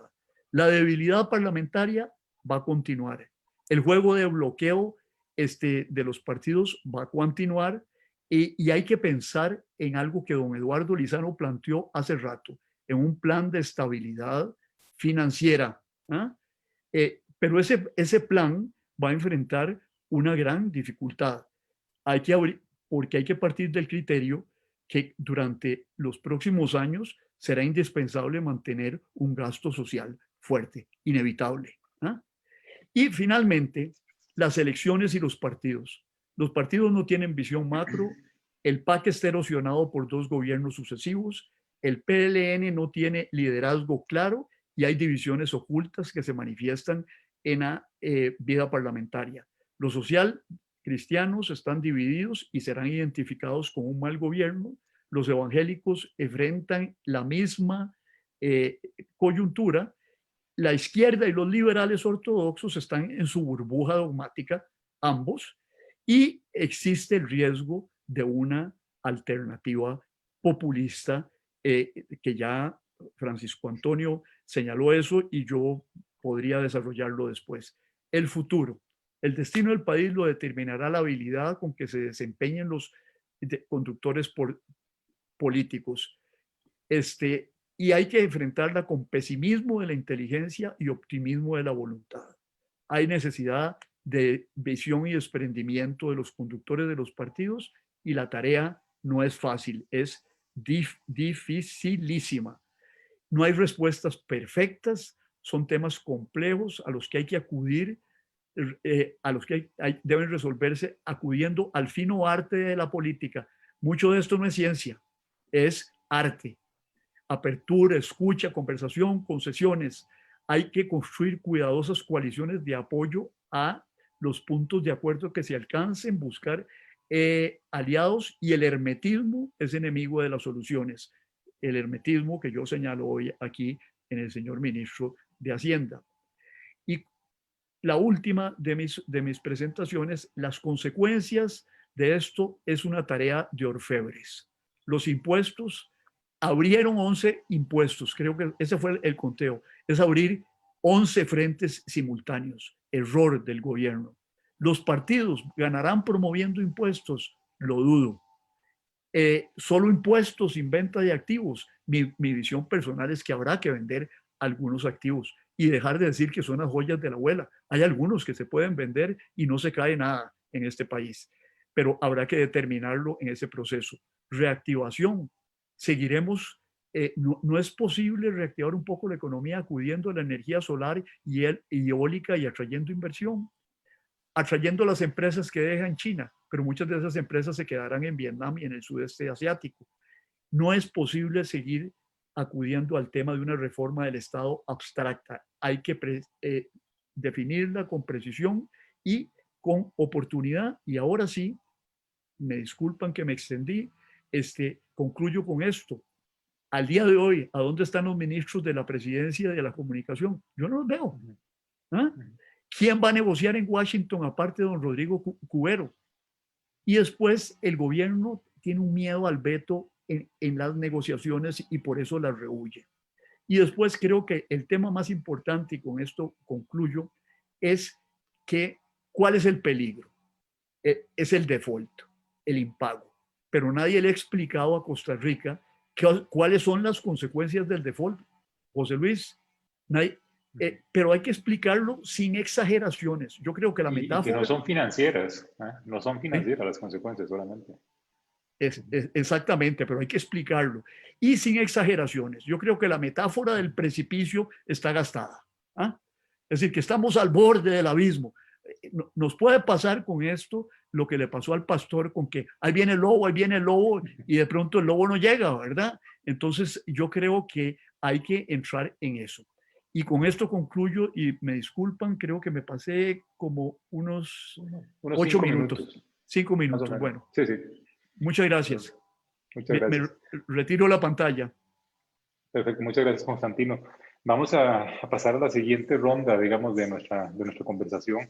María José, en la primera parte de su intervención, nos hizo una caracterización de los rasgos más importantes de la opinión pública costarricense y de su comportamiento a lo largo de los procesos electorales y de las coyunturas de los últimos meses, que me parece que fue muy valiosa. Ella concluyó hablando sobre una fortaleza que era ese apoyo a la democracia, ¿no? Y un poco ahí, sin obviar el hecho de que la idea de esta sección es que podamos referirnos a cualquier cosa que haya surgido en esta conversación. Un poco me queda la pregunta un poco de qué democracia es de la que estamos hablando. Es decir, es el apoyo, por ejemplo, simplemente a los esquemas de representación tradicional, pero por otra parte en el comportamiento de la opinión pública. Y eso lo vinculo con lo que don Francisco Antonio Pacheco mencionaba acerca del tema de la educación y la forma en cómo nos comportamos como sociedad en torno a las discusiones de ciertos temas. Quizás no estamos entendiendo bien, digamos, este proceso democrático y lo asimilamos básicamente a votar cada 4 años, pero no sé si esa dinámica, si ese apoyo a la democracia puede traducirse, digamos, en una fortaleza que conduzca a rescatar, digamos, el proceso político de la crisis en que estamos, por lo menos en mi opinión, estamos experimentando. Es una reflexión inicial un poco para escucharte en los siguientes 10 minutos y de nuevo abierto el espacio para cualquier comentario y no referido a esta pregunta o a este comentario directamente. Así que adelante, María José. Muchas gracias. Sí, bueno, coincido muchísimo con mis compañeros panelistas en que vivimos un momento histórico de muchas contradicciones y tensiones que no necesariamente parecen fáciles de reconciliar. Y precisamente el tema de el legado democrático, el saldo democrático y cómo esto se mide en la opinión pública, aunque es una medición que yo considero que es muy relevante y la que hay que continuar haciendo y tenerla en cuenta, digamos, en las decisiones políticas, no solamente hablar de que, bueno, sí, todavía tenemos un legado democrático que es mayor con respecto a los países, el resto de países centroamericanos, sino realmente tomar en cuenta que eso es algo que es volátil y que es cambiante. Ahora sí, claro, la democracia tiene un componente subjetivo muy alto y la democracia delegativa pues todavía más. Nosotros en encuestas más a profundidad que hacemos con el trabajo que realizamos después de las elecciones nacionales principalmente, donde tenemos una posibilidad más pausada de analizar qué consideran la ciudadanía costarricense como democracia y participación, vemos que es más complejo realmente que solo el voto. El voto normalmente tiene muchísimo apoyo de parte de la ciudadanía, sin embargo también se observa como un gasto sin sentido. Y sí hay participación ciudadana en sectores, digamos, más bajos de la democracia. Sí hay participación en diferentes redes políticas y sociales. Lo que pasa es que eso se ha deslegitimado como si la democracia delegativa fuera la única parte fundamental de la democracia y de nuevo también son cuestiones que son más complejas que solo reducir la democracia al hecho de ir a votar y seleccionar representantes. Claro que el sistema representativo tiene esa desventaja, que de alguna manera pone muchísimo énfasis en el ejercicio del voto y en una rendición de cuentas directa de esas personas electas, además de las contradicciones del presidencialismo, ¿verdad? Y esa división entre los dos poderes principales, el ejecutivo y el legislativo, que ambos son legitimados por el voto popular. Entonces ambos tienen ese legado del voto y se genera también esa contradicción y ese desbalance de poderes, ¿verdad? Que un poco también hablaba don Francisco Pacheco sobre el tema de cómo el Ejecutivo ha sido cada vez más disminuido, no solo en su capacidad de acción y de poder, sino en su relación con respecto al Ejecutivo, al no tener ese margen de maniobra. Yo lo hablaba desde la perspectiva del legislativo minoritario. No tener un apoyo fuerte en el legislativo del presidente es básico para poder encontrar, digamos, una ruta o llevar a cabo un proceso de gobierno. Ahora bien, yo hablaba como de tres aspectos principales: el desapego, la desafección y la intolerancia política como formas e indicadores de poder medir, digamos, esa relación frágil entre democracia y autoritarismo, y cómo un bajo apoyo al sistema, digamos, puede generar un bajo apoyo a un sistema que nosotras lo trabajamos desde la perspectiva de tolerancia política, puede generar esta estabilidad autoritaria. O sea, aquí tenemos dos riesgos: un país que mantiene un apoyo a la democracia alto, pero con muy alta intolerancia política. Eso podría abrir la posibilidad de que se elija a través de digamos, una elección normal a un líder autoritario que tenga un discurso populista que logre aglutinar fácilmente esas divisiones y esas polarizaciones sociales que estamos viviendo. No estamos lejos de eso. Ya hemos visto una elección, ¿verdad? Como yo hablaba de la elección 2018 y cómo la elección 2018 permitió que discursos tan fuertes, tan polarizantes fueran los que generaban los cambios en el apoyo a las diferentes candidaturas, ¿verdad? Vimos momentos claves donde la posibilidad de armar un discurso populista que atrajera a las masas hacía cambios radicales, ¿verdad? En la posibilidad de voto, en la expectativa de voto, y dejó de tener importancia en ese momento electoral, dejó de tener importancia el apego partidista, que era algo que era fundamental en momentos del bipartidismo.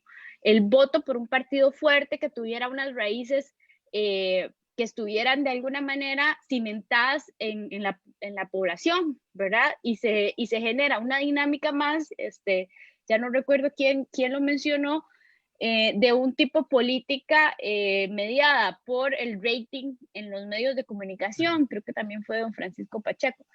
Un tipo de política en donde lo que se busca es, a través de un tipo de escándalo político o un discurso muy radical, movilizar esa intención del voto. Y el panel que nosotros hicimos para la elección 2018 en el CIEP es fundamental para ver esos cambios tan radicales en la opinión pública. Tenemos una opinión pública que probablemente tenga, como se señalaba, una posibilidad de analizar muy superficial digamos, esas manipulaciones populistas de esos líderes radicales, pero que está atenta a la política y que es movilizable. Y eso es algo que se ha perdido, digamos, también de ver cómo generamos una comunicación directa con la ciudadanía e informamos y educamos en los procesos políticos, no solo a través, digamos, de buscar Nosotros el gane movilizamos. y... ¿Perdón? Es decir, no solo buscamos expresión a través de lo electoral o de la expresión a través de la opinión pública, sino lo conduce hacia un objetivo más, digamos, más sublime, por decirlo de alguna manera, que simplemente el rédito electoral.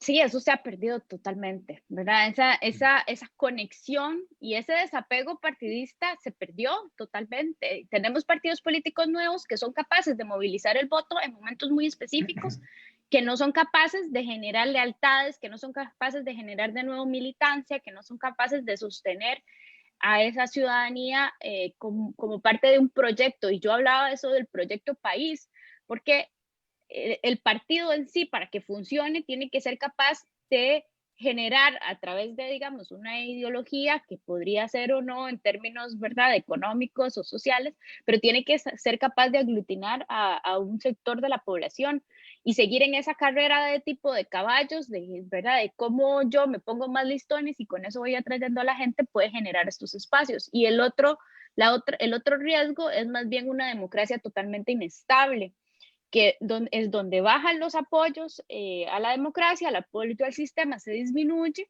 y la democracia, ¿verdad?, se mantiene en este vilo de riesgo constante. Entonces sí que hay que sumar a los análisis a largo plazo estos datos, porque son datos que son valiosos y que nos pueden ayudar a generar un nuevo acuerdo país. Yo entiendo que estamos ante una dinámica que es... y pareciera una solución imposible, pero también creo que es una oportunidad.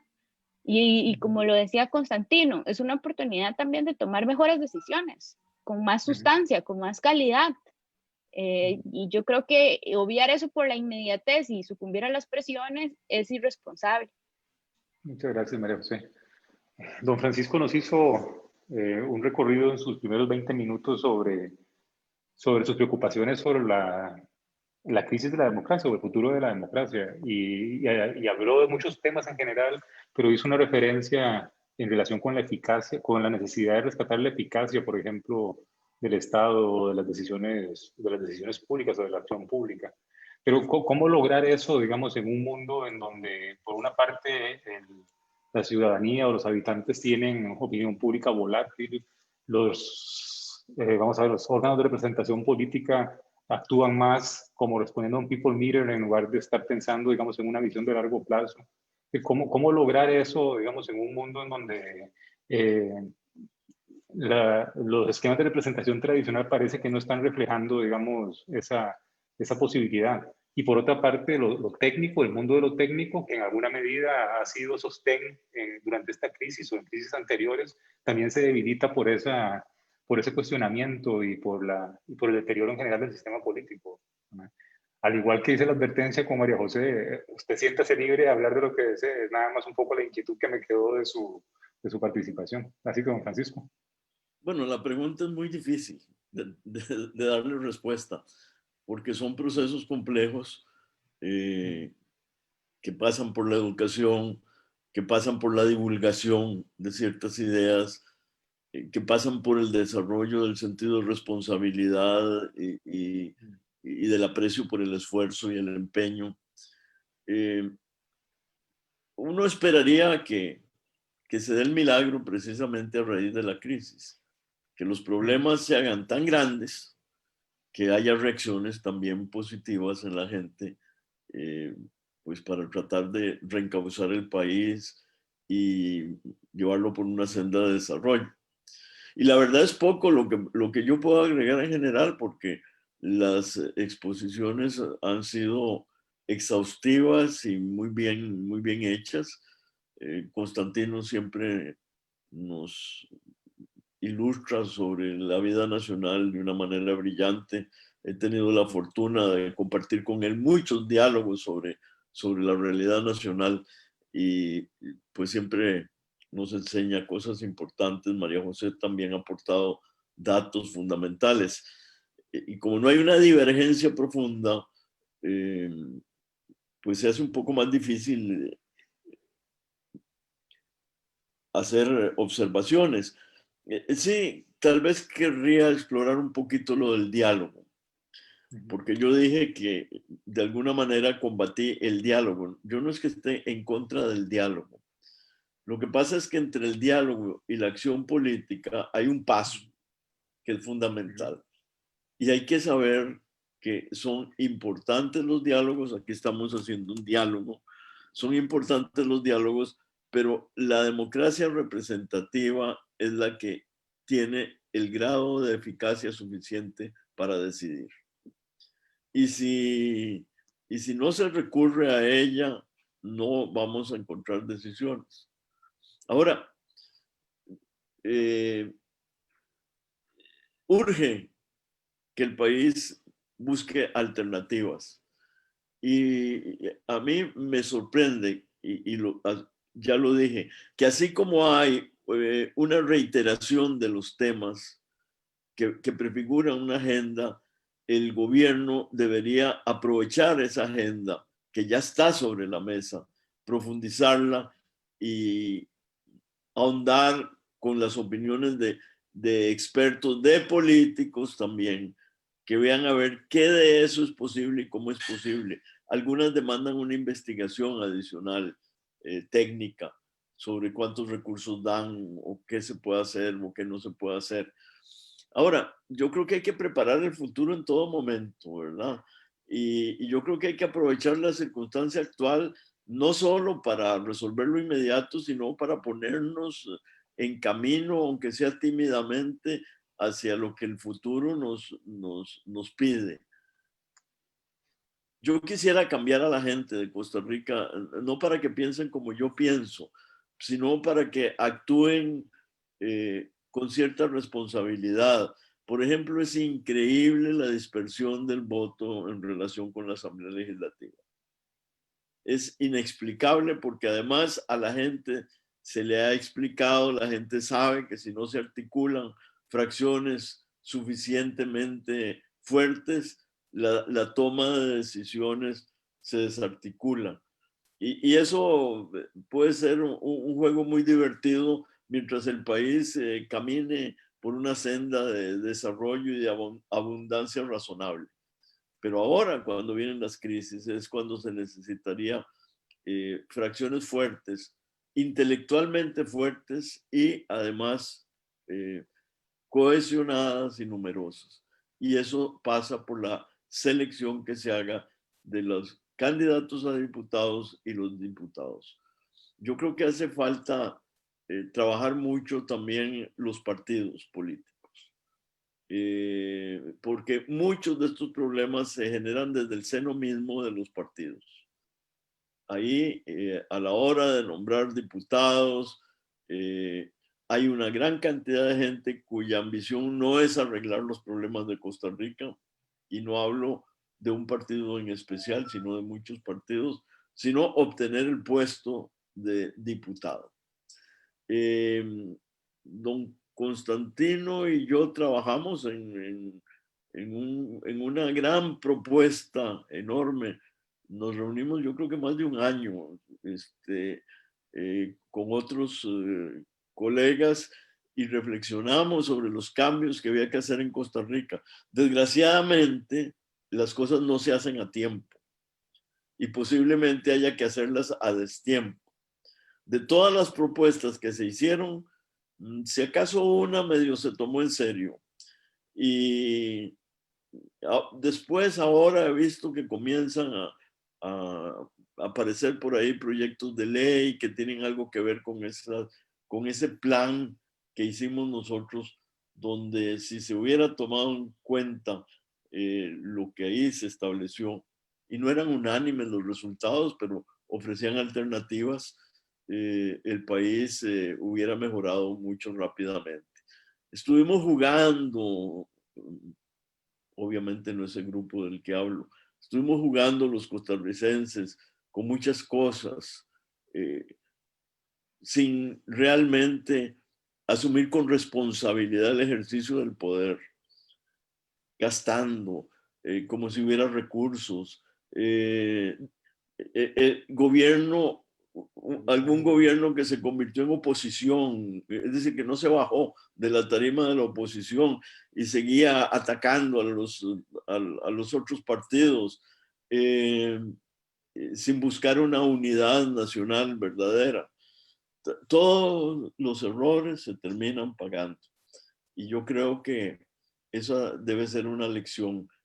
Hay que hablarle mucho a la gente. Yo no sé por qué medio, pero hay que llegarle a la gente para que entienda que sus decisiones políticas terminan por repercutir en crear una Costa Rica que nos brinde beneficios a todos o crear una Costa Rica entrabada y que se aparta de lo que ha sido nuestro destino hasta ahora. Muchas gracias, don Francisco. Constantino, pues después de tu presentación, un poco lo que me vino a la mente es un poco el filósofo político español Daniel Innerarity, en el sentido de que la complejidad de las democracias actuales genera una multiplicidad de aspectos que hay que considerar y que hay que tratar de meter en la ecuación para gobernar, ¿no? Para desatar este nudo en el que estamos atravesados, de todo lo que has mencionado, ¿qué es lo que dirías que es los primeros pasos? Y perdón que sea tan, digamos, que busque un manual, cuando sé que son temas muy, muy complejos, pero quizás es la urgencia de buscar como ese camino de pasos o de temas que puedan desentrabar la situación que estamos enfrentando. Es difícil, José. Yo concuerdo con Francisco Antonio en el sentido de que son preguntas complejas, difíciles de responder. Y yo empezaría respondiéndola con una frase que yo utilicé en mi presentación. Pesimismo de la inteligencia, optimismo de la voluntad. La inteligencia, lo técnico, nos debe servir para entrarle a los límites que tenemos enfrente, para ser pesimista. No me voy a hacer ilusiones con los políticos, no me voy a hacer ilusiones con que la reforma es mañana, pero estamos enfrentados a que hay que pasar a la acción, como dice Francisco Antonio, a la acción política. Entonces ahí hay que tener voluntad de voluntad de cambiar, voluntad de proponer cuestiones concretas. Yo no me animo a proponer soluciones de política económica más allá de las con las que me he identificado a lo largo de la presentación. Pero yo agregaría otro elemento de punto de partida. Es reconocer la complejidad de la democracia que vivimos. Innerarity, su libro último, La democracia compleja, es extraordinario. Democracia también. También Democracia. Son dos libros de lectura obligatoria. Y si uno quiere entender esta situación. Y de eso a mí me queda un saldo muy importante. Y es que la democracia representativa, a como la hemos conocido, tiene sus límites y hay que reconocerlos muy, pero muy, muy claramente. ¿Por qué? Porque antes elegíamos y creíamos con que bastaba con la legitimidad de la elección para que un gobierno se mantuviera legítimo a lo largo del periodo interelectoral. Pero existe algo que en politología llamamos la legitimidad de ejercicio, no solo la de origen, y es de que la gente, por el desarrollo mediático, está juzgando continuamente un gobierno. Y entonces el gobierno que tenía legitimidad de origen la pierde de camino y no tiene legitimidad de ejercicio. Entonces eso obliga a que la democracia representativa no la echemos por la borda, sino que de alguna manera reconozcamos el carácter deliberativo de la democracia, la necesidad de consultar permanentemente al electorado, a las personas, a los ciudadanos. Y luego yo quiero añadir una notita que viene de una de las preguntas que nos han hecho don Tomás Pinto, donde dice que Keynes decía que había que gastar en época de vacas gordas para tener plata, es que había que ser austero en la época de vacas gordas para tener plata que gastar en época de vacas flacas. Eso es lo que le pasó a los alemanes ahora. Doña Angela había sido austera y tuvo plata para gastar frente a refugiados y frente a la pandemia con un éxito bastante importante. Yo diría que esto lo que nos enseña es que ni Keynes ni Hayek. Yo lo que dije es que la pandemia nos había obligado a gastar y de alguna manera nos había hecho neokeynesianos. Yo ni Keynes ni Hayek. El tema no es un tema de doctrina y cuál es la postura más correcta para entrarle a la situación. El tema es pura y simplemente a dónde están las soluciones más prácticas, cuál es el gato más hábil para atrapar ratones y no la vestimenta que se ponga ese gato, si sea hayekiana o sea neokeynesiana. Gracias, Constantino. Vamos ahora a iniciar nuestra última etapa de esta conversación, abriendo el espacio para que quienes nos escuchan participen. Las personas que deseen formular algún comentario o una pregunta directamente a los panelistas que tenemos abierta, podemos hacerlo por dos vías. Una es por el chat de preguntas y respuestas o por el chat que existe en Zoom. O la otra que agradecemos también mucho es que levanten su manita virtual y que participen, digamos, a viva voz si desean hacerlo. En estos momentos tenemos 3 personas que desean participar. Voy a irles dando, digamos, secuencialmente el derecho o el permiso de hablar dentro de dentro de la aplicación para poder escucharles. Primero tenemos el comentario de Cindy Alfaro. En estos momentos le voy a permitir hablar para que pueda formular su comentario o su pregunta. Adelante, Cindy, ya puede conversar con nosotros.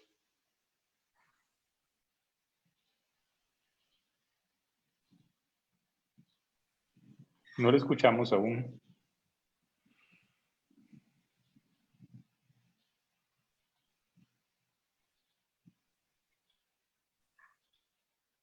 Bueno, parece que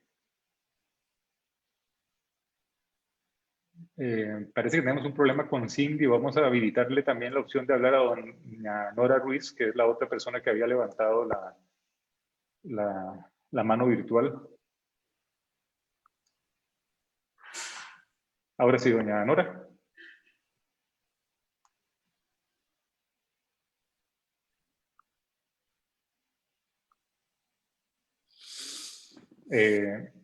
Adelante, doña Nora. Pues parece que tenemos un problema también. Vamos entonces a habilitar secuencialmente a la siguiente persona, que es Paul Stephen. Tienen el micrófono bloqueado. Me parece que al menos Nora Ruiz, ahí sí se le ve el micrófono bloqueado. No sé si se lo tenés que habilitar. Ya lo hice, pero no lo ha desactivado ella. Activado ella. Bueno, sigamos con Paul Stephen. Adelante, Paul, su pregunta. Sí, muy buenos días. Gracias a la academia por el espacio y un saludo a don Francisco, a don Constantino, a doña María José y don José Luis. Sí, mi consulta va en el sentido, hay una encuesta que realizó Sid Gallup recientemente y indicaba que, ¿Se nos fue? Sí, perdón, tuvimos un problema aquí de audio. Perdón, Paul.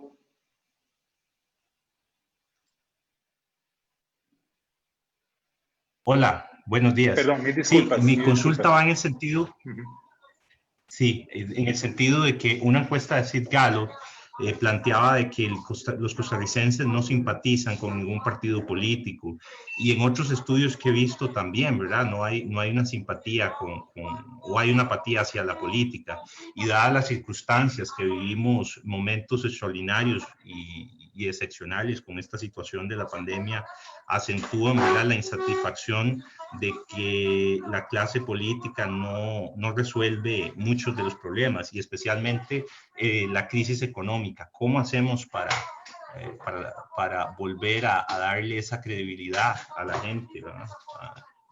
Esa sería mi consulta. Muchas gracias. Me parece que está abierta, así que no sé quién quiere dar el primer paso. No, yo diría que es una especie de círculo vicioso. Como no se tiene fe en la clase política y de alguna manera se la debilita, eso la imposibilita de tomar decisiones efectivas que puedan transformar la realidad. Entonces, una cosa se nutre de la otra y entramos en un círculo vicioso del cual es difícil encontrar salida. Ahora, a mí me parece que hay que tener realismo. Obviamente, nuestros representantes en el Ejecutivo, en el Legislativo, no siempre pues están a la altura de las circunstancias. Una cosa que quiero señalar de paso, no me gusta el término clase política, porque la verdad es que no somos una clase, somos políticos, entre los cuales hay diferencias. No hay dos personas que luchen en política exactamente por la misma cosa. Es un mundo mucho más disperso de lo que se piensa. Entonces, el término mismo da una imagen de que están un montón de señores todos de acuerdo ahí, listos para actuar de acuerdo con ciertos intereses. Confabulados. ¿Perdón? Confabulados, sí. Tenemos una pregunta también de don Carl Villalobos, así que, don Carl, Sí, buenas tardes. Buenas tardes. ¿Me escuchan? Perfecto. Puede hacer su comentario o pregunta. Sí, buenas tardes. Un saludo a los panelistas y, bueno, ustedes en la academia por estas iniciativas. Realmente es importante tener un foro de discusión donde la gente pueda, pues, formarse una opinión y dar una opinión también de lo que está ocurriendo, porque normalmente, digamos, que la prensa ha sido, pues, muy estrecha, digamos, en canalizar ciertas opiniones y realmente, pues, a veces es bueno escuchar gente experta que tiene opiniones, pues, bastante valiosas. Y bueno, y un saludo especial sobre todo a don Francisco, que fue ministro cuando yo estaba en el colegio y nos obligó a ponernos el uniforme, que no mucho nos hizo gracia, pero bueno, fue un momento interesante. Vamos a ver, plantear el tema, retomar el tema del fatalismo que estamos viviendo.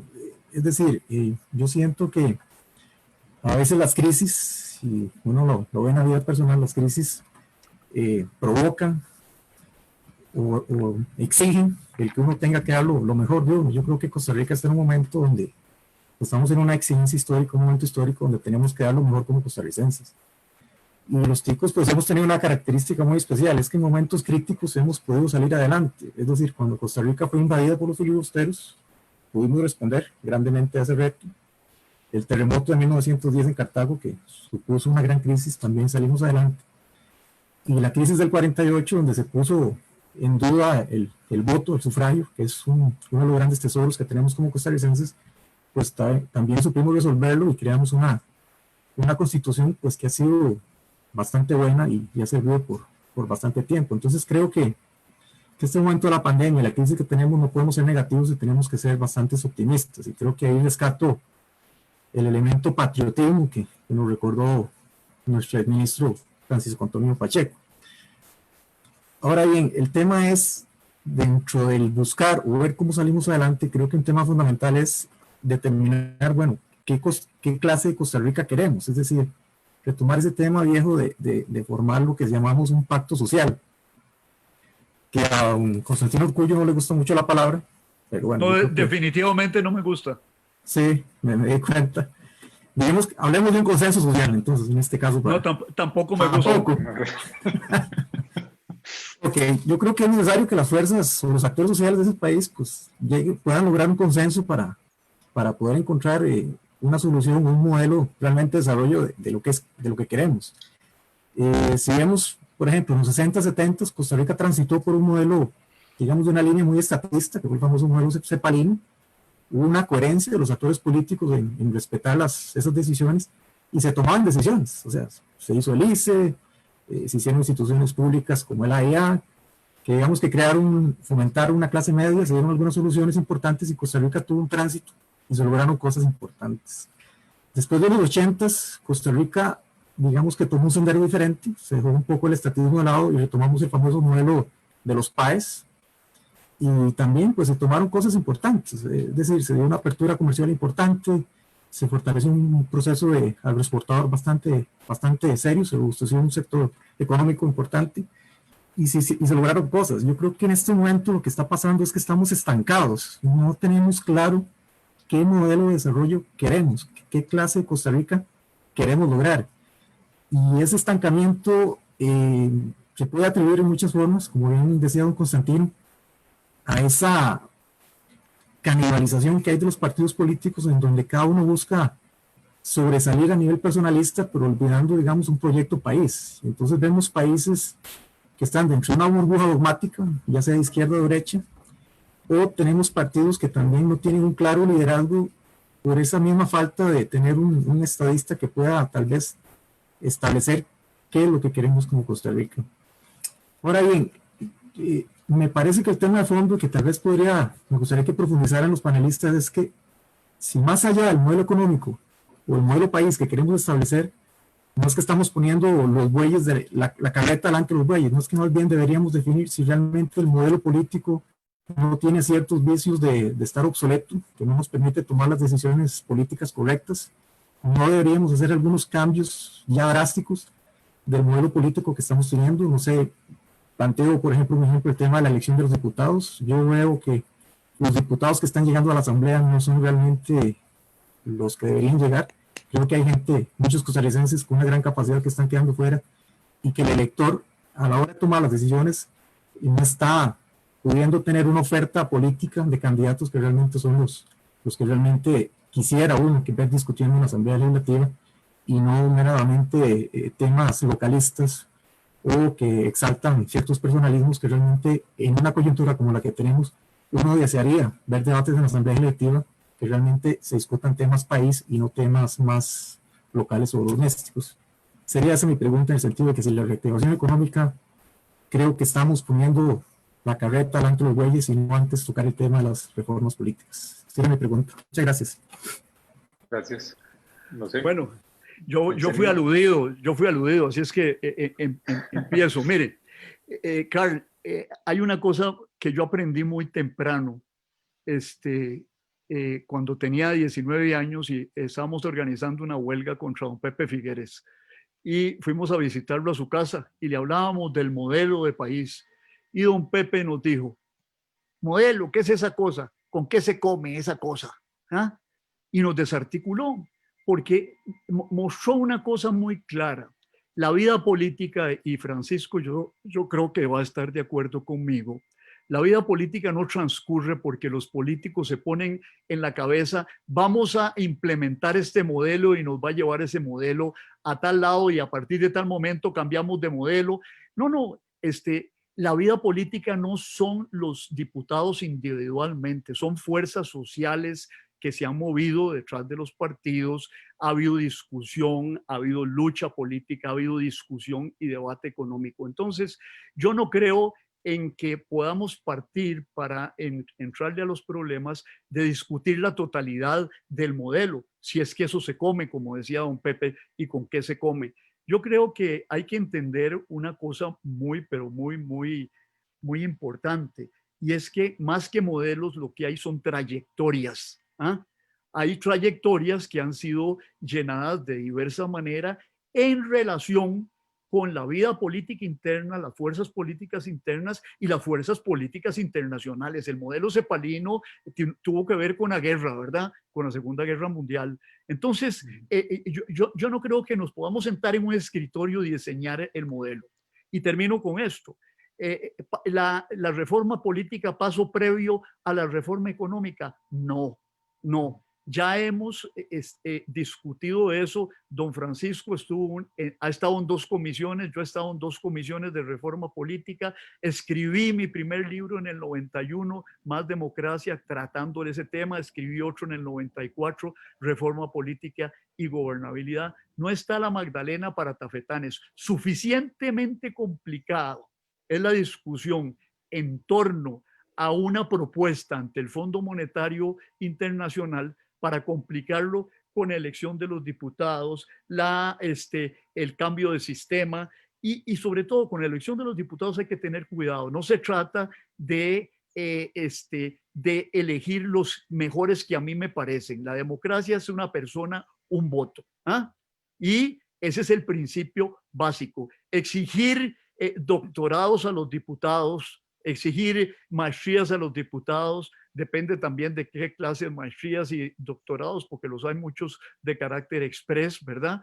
O exigir condiciones morales de incorruptibilidad o de conducta sexual intachable. Eso no va. Es decir, cada voto, cada quien vota por quien le parece y ese es el sistema que tenemos que mantener. La aristocracia ahí es un mal consejo. Y termino con esto, sobre el ombliguismo político. Los costarricenses estamos inclinados a irnos muchas veces por el ombliguismo político. Creemos que lo que pasa aquí solo pasa aquí. El deterioro de la democracia, representativa, el surgimiento de las alternativas populistas. María José, que ha vivido tiempo en Europa, lo sabe. Es decir, el sistema político de partidos en Francia se derrumbó con una opción nueva fuera de izquierda y de derecha. Las opciones de extrema derecha se han desarrollado en Europa. El descrédito de la democracia representativa en cierto sentido es más global que un problema exclusivamente costarricense, pero eso es meterse en otra discusión. Muchas gracias. Hay una pregunta de Andrés Formoso en el chat de preguntas y respuestas que habla sobre cuál será el papel que jugarán los movimientos sociales y otras figuras de la sociedad civil, sobre todo a través de las redes sociales en una situación como esta, cuando los partidos políticos han demostrado su poquísima capacidad de respuesta a soluciones concretas. No sé si alguno quisiera referirse a ese rol de movimientos sociales. Sí. Yo quería nada más como decir unas ideas de este tema en general. Yo coincido con Constantino en que la democracia representativa, como la hemos tenido actualmente, está agotada. Y que es necesario replantear otras formas de comunicación entre la ciudadanía y los tomadores de decisión a lo largo de los mandatos, no solo en momentos electorales, y creo que eso es posible. Yo también creo que la democracia, como la vivimos, tiene límites y que esos límites dejan por fuera ciudadanías y sectores ciudadanos que no tienen la posibilidad de llegar a esos procesos de toma de decisión. Y no solamente pasa por el tema de educación, también pasa por el tema de género, raza, clase, por muchas cuestiones que tenemos que incluir, digamos, en un análisis más complejo interseccional de la democracia y del proceso de toma de decisiones. Y creo que los movimientos sociales, alejados de esa noción de que solo están, digamos, en la calle y en los bloqueos, son interlocutores necesarios para acercarnos a esa ciudadanía y representan opciones, vías, análisis. En este momento, por ejemplo, el movimiento feminista costarricense ha presentado propuestas súper interesantes de diálogo ciudadano y lo hizo en la elección 2018. Y articularon un movimiento de movilización territorial en contra de ese discurso y de educación popular. Hay movimientos sociales que están afanados a la educación popular y a los sectores comunitarios y a generar tejidos que los partidos políticos no están haciendo o que están dejando que solo hagan los movimientos más conservadores y las iglesias. Entonces los movimientos sociales tienen un papel fundamental en la construcción democrática. Y saludo a Andrés, que es estudiante de la maestría en Ciencias Políticas, además de la Universidad de Costa Rica. Don Francisco, creo que quería hacer un comentario. Sí, a mí me parece que en esto hay una gran confusión. Obviamente, dentro de un régimen de opinión pública hay un montón de de grupos y de gente que se manifiesta. Y los diputados y los gobiernos están sometidos a presiones, no gobiernan en el vacío. Y muchos pierden prestigio a lo largo de su gestión, y no ahora que hay redes, siempre. Y entonces, es una alternativa que es falsa, porque no es que por ahí esté una república participativa con esos grupos que se manifiestan en buena hora para sostener sus ideales y defenderlos. Y por otro lado, unos señores que fueron elegidos y que tienen una legitimidad que comienza a ser dudosa. No, esos señores son los que están capacitados para tomar las decisiones. Y los otros pueden manifestarse, presionar, etcétera, pero no tienen una capacidad para decidir. Y eso yo creo que hay que tenerlo muy claro. Cada uno tiene su rol. Muchas veces los diputados y los ministros reciben grupos, tienen presiones, dialogan, no están cerrados en sí mismos. Entonces me parece a mí que una cosa es la participación ciudadana por los canales lógicos de participación y otra cosa es el ejercicio del poder. Y me parece que hay una relación tal vez dialéctica entre las dos cosas, pero no podemos sustituir una por otra. Porque ¿cuál grupo tiene legitimidad para tomar la decisión? ¿Qué piensa la mayoría? Hay grupos antagónicos, etcétera. Si eso no se traduce en la integración de los poderes de la República, el asunto no se resuelve nunca en una sociedad. ¿Puedo yo? Adelante. Bueno, tal vez es mi deformación de sociólogo político. Para la disciplina nuestra, es decir, el poder es un elemento distribuido de diversa manera en la sociedad. Una parte dentro del aparato estatal, otra parte, el poder también está dentro de la sociedad civil, y el gran tema de la política es cómo meterse a regular las transacciones entre una y otra órbita de la realidad. Obviamente, las decisiones políticas en el marco de democracia representativa le competen a los representantes electos. Y yo no cuestiono la representación, pero a mí sí me parece que los representantes electos tienen que tener en cuenta a los poderes fácticos, porque los poderes fácticos inciden sobre su legitimidad de ejercicio. Y yo aprendí esta lección en los libros, don Francisco, y la aprendí en otras latitudes. Pero la lección más grande que yo tuve para entender esta dinámica fue cuando yo fui parte de un gobierno que se enfrentó a la dinámica del combo. Y bueno, había sido aprobado todo el tema en Asamblea Legislativa. ¿Y qué ocurre? Que hubo que echar atrás. ¿Y por qué hubo que echar atrás? Porque la gente estaba en la calle y la situación era difícil. Y no queríamos llegar a una confrontación con los civiles. Esto marcó un periodo de oposición extraparlamentaria, es decir, marcada por una teoría que para mí es autoritaria, la democracia de la calle. Porque ¿quién cuenta los votos en la calle? Nadie, ¿verdad? ¿Quién cuenta el número de participantes? ¿Y cómo se pueden arrogar esos participantes a su favor una posición o la otra? Pero yo lo que sí siento, y esto respondiéndole a Andrés Formoso, creo que los movimientos sociales, los grupos de interés, los grupos de presión, las cámaras, seguirán jugando un papel. Ahora, el tema de las redes sociales, yo creo, como le decía anteriormente, Andrés va a seguir estando ahí presente. Pero nosotros tenemos, digamos, los medios establecidos se quejan de que las redes sociales son solo fake news. Todos los medios establecidos pueden envanecerse de que ellos no crean fake news o distorsionan la realidad con su punto de vista? Yo creo que no. Creo que lo que hace falta en nuestro contexto, y usted como ministro de Educación creo que va a estar de acuerdo conmigo, es que tenemos que insertar en los currículums cursos de alfabetización mediática. Hay que enseñarle a los jóvenes, mire, no crea lo primero que vio usted en Twitter o en Instagram o en Facebook. Usted tiene que ir a consultar fuentes fiables. Y esto es lo que hace una fuente fiable. ¿Ah?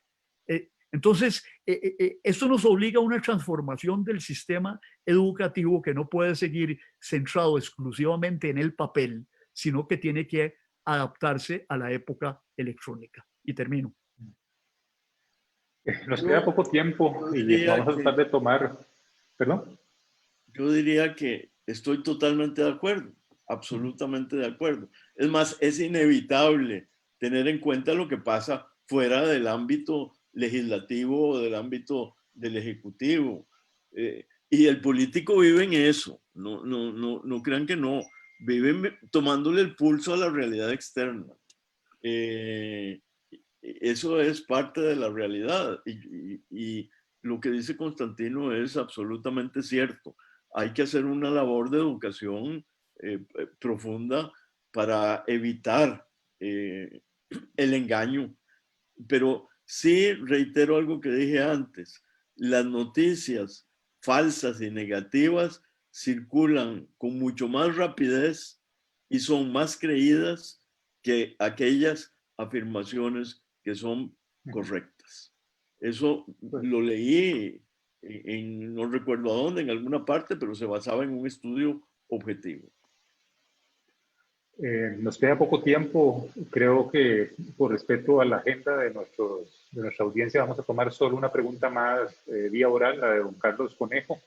Don Carlos, ya puede hacer la presentación. Nos disculpamos para el resto de las personas, pero tenemos que tratar de sujetarnos lo mejor que podamos a la agenda. Don Carlos. Muy buenos días, excelente actividad. Una consultita para don Francisco Antonio Pacheco. ¿Usted visualiza el peligro inminente en que podría estar la democracia costarricense pues ante tanta incertidumbre? Y eso es muy preocupante. Pero ahí la inquietud es, en este trabajo que hay que hacer, ¿por dónde avanzar? ¿Por dónde iniciar? ¿Qué es lo prioritario en esta discusión? ¿Qué es lo fundamental? ¿Qué hay que poner en la agenda de punto 1 y de punto 2 para decir, bueno, efectivamente ya vamos, digamos, tomando la senda correcta? ¿Por dónde avanzar? ¿Qué priorizar para avanzar en esta línea? Muchas gracias. Yo diría, porque es un problema altamente complejo, que lo importante es que los líderes del país le hablen muy claro a la gente y le hablen con la verdad. Que no engañen a nadie y que vayan explicando el rumbo que llevan y por qué lo llevan. Yo creo que eso ayuda un poco sin que haya una solución fácil. No sé si alguno quiere hacer otro comentario. Enteramente de acuerdo con don Francisco.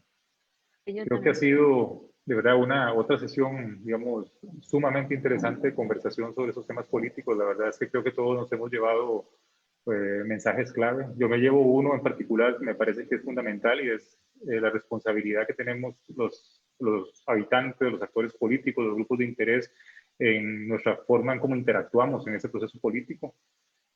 No es un tema quizás solo los órganos de representación, también es de la responsabilidad con la que actuamos, sin tratar de monopolizar o vetar de facto el proceso de negociación y discusión en la democracia, que creo que es en lo que todos coincidimos. De verdad, muchísimas gracias por esta conversación y creo que tenemos unas palabras finales de parte de la academia.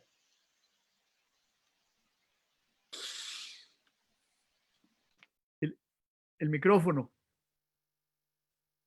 Perdón, no me he dado cuenta. No, muchísimas gracias a todos por acompañarnos esta mañana. Como dijo José, una conversación sumamente interesante. Muchas gracias a don Francisco, don Constantino, doña María José, José Luis. por acompañarnos esta mañana y a todas las personas que participaron. Esperamos poder seguir creando estos espacios para este tipo de conversación en el futuro y que todos los que han participado lo sigan haciendo. De igual manera, nosotros vamos a enviar el enlace para quienes no pueden participar y pueden volver a consultar la conversación cuando gusten. Está en la página de Facebook y enviaremos nuevamente el enlace de Zoom también. Muchísimas gracias a todos. Que tengan muy buena tarde. Gracias. Gracias. Buenos días. Hasta luego.